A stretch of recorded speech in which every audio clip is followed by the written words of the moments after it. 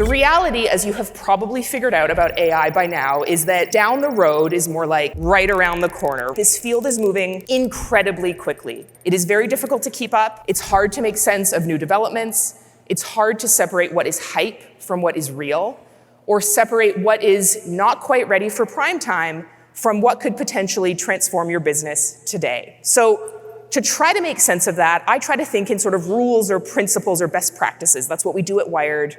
And I'm going to share 3 of those with you today. They are 3 quick rules that I encourage you to keep top of mind as you think about AI's opportunities. And if you remember one thing from everything that I say to you in these few minutes, I hope it's this. And I believe this very, very strongly. AI tools and products are just that. They are tools and products for people to use. They're exciting, yes. They're fascinating, yes. They have great potential, absolutely. They are not a panacea. Keep people at the heart of your considerations around AI. And remember that AI, as powerful as it is a means to an end. It is not an end in itself. So with that, rule number 1, don't try to be first. Yes, I said don't, do not. Being first is very, very tempting. I am extremely competitive. I know this very well. I want to be first at everything all the time. And it's easy to imagine, right, if your company is considering adopting AI tools, whether it's LLMs or deep research tools or coding assistants, that you would feel pressure to get going, right? You feel the pressure. FOMO is a real thing. You see one company using AI or you talk to one CEO who's using it, and all of a sudden you think you need to put your foot on the gas, right? You panic.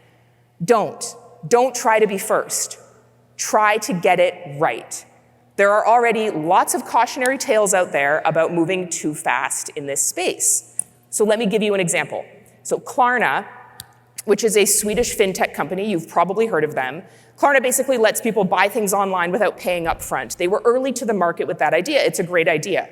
Clearly, right, a company that knows a thing or two about moving quickly, about being first. So in early 2024, Klarna got a lot of attention because they decided to go all in on AI. They laid off 700 customer service workers. They replaced them with an AI-powered assistant instead. And initially, things looked pretty good for their business, right? The AI system sped up resolution times. It made customer service for Klarna around 40% less expensive. But after about a year, the company realized they had a bit of a problem. Yes, AI was faster. Yes, it was cheaper. But for them and their customer service business, it was not ultimately better. Their CEO publicly acknowledged that the customer experience had gotten worse. Not what you want to have to say. That put Klarna in a tricky situation. After firing several hundred people, Klarna is now reintroducing human agents as an option for customers. So they're not pivoting all the way back to how they used to do things with those 700 people, but they're finding an equilibrium, right, somewhere in the middle. To be clear, this is a very smart course correction for the company to make. It's also a pretty embarrassing thing to have to do publicly.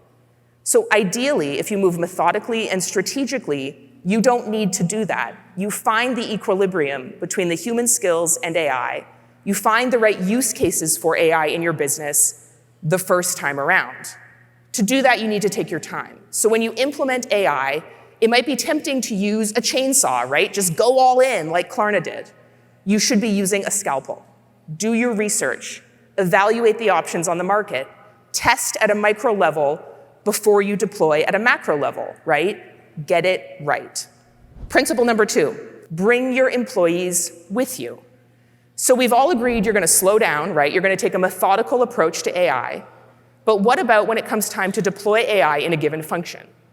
So the big question employers need to grapple with, and I know many of them and probably many of you are grappling with, is what to do with all the people you employ in a given function. And that's actually a 2-part question. So the first part is asking whether you still need the employees at all. Just going to be very honest with you. That's the question. And I'm going to be very honest with my answer. Could you replace some of your employees right now with AI systems? In theory, could you do that? Whatever kind of company you run, whatever function you oversee, the answer is most likely yes. Whether it's in administrative functions, coding and software development, whether it's AI coding assistance, customer service like Klarna. In theory, yes, you could implement an AI solution and replace employees in the process. But should you? In my view, and I'm just sharing my point of view with you, no. Introducing AI has less to do with replacing employees, at least in the near term, and more to do with rethinking what those employees are actually doing all day. So I'm going to give you an example from journalism, right, which is obviously the field that I work in, and is being massively disrupted by AI. So most newsrooms employ teams of copy editors. They read every single story before we publish it. They correct all of our grammatical errors, our sloppiness. Journalists are terrible about grammar. You would not believe the typos that I see in drafts. Do newsrooms still need people performing that function? Honestly, no. So at Wired, we have trained an LLM on our style guide. We've started experimenting in the background, using that LLM to copy edit our stories instead. It's much faster than a person. It's about as accurate as a person. Ultimately, it will be more accurate than a person. What does that mean potentially for Wired's fantastic copy editors or for copy editors in other newsrooms? Well, at Wired, I will tell you quite honestly, it means we're upskilling them. We are training them to fact check, which is work that involves calling sources, calling the subjects of our reporting, making sure every tiny detail and nuance in every single piece of journalism we publish is accurate. It's the kind of work that AI cannot do, and it's a new opportunity for those employees to learn a skill that hopefully carries their careers into the future.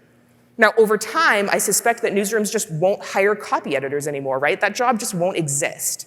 While the job of accuracy and verifying accuracy will become much more important in a world where AI-generated content, which isn't always accurate, as I'm sure you know, is much more common. Now, the first part of the question is whether you still need employees. The second part is how you can prepare your workforce for the changes that AI will bring. Upskilling them is a start, moving them into roles that AI can't replicate. But building their AI literacy, arguably, is just as important, because the reality is most jobs in the near and medium term will change. They will require interacting with AI in some way. That means training your employees on what a given tool can and cannot do, encouraging them to experiment within parameters, and focusing their career growth on areas where your business will need human beings and their skills, whether to oversee the work of AI or to complete work that an AI can't. People want guidance. They want to know how to use the tools. Bring them along with you, and you'll have a more resilient, more productive workforce that's benefiting from AI without being overtaken by it or alienated by it. Rule number 3, experiment everywhere. So I've mentioned experimentation a couple times through this talk. Try things out, see what's possible. Have your employees do that too. Now, depending on the size of your company, that could look different, right? You might have a skunkworks team building AI agents. You might have a small working group evaluating different LLMs. You might just be tinkering away in the spare 30 minutes that you have at the end of your workday. The thing is, experimenting at work, as I'm sure you know, can be a pretty high-stakes thing to do. You can't always just try something, right, when the bottom line is at risk, when the customer experience is at risk. Not to mention the fact that all of this progress is really overwhelming. 2 years ago, we were talking about LLMs. Then suddenly it was image generation, video generation. Now everybody's talking about agentic AI, agents that can complete end-to-end tasks without your involvement. If you want to get the most out of AI for your company, don't just experiment at work. Don't let your experience of AI start and stop when you get to the office and leave the office every day. Now, I'm very sorry to tell all of you to bring your work home, but when it comes to AI, bring your work home. I can tell you in the last couple weeks alone, I have learned more about AI in my own home than I have as the editor-in-chief of Wired. My husband used Gemini's deep research tool to produce a 14-page report on the tin ceiling tiles in our living room. Don't ask me why. We just wanted to know about the tin ceiling in our house, and we decided to test out this tool and see what it would produce. We used ChatGPT to help our daughter compete against us in a family game of Scrabble. It's not cheating. She learned a bunch of new words. And we built an AI agent that could update our family calendar based on emails from our daughter's school newsletter. That one is still a bit of a work in progress, but we're getting there. So I'm not saying that my family life is lower stakes than my work life, but I would gladly take the risk of getting my daughter's show and tell date wrong over messing up a mission-critical project at the office. Sorry to my daughter. So expand your sandbox, right? You can be much more creative, more expansive in your understanding of AI if you do it outside of the constraints of the office. Then maybe you bring some of that experimentation and some of that creativity back to work with you.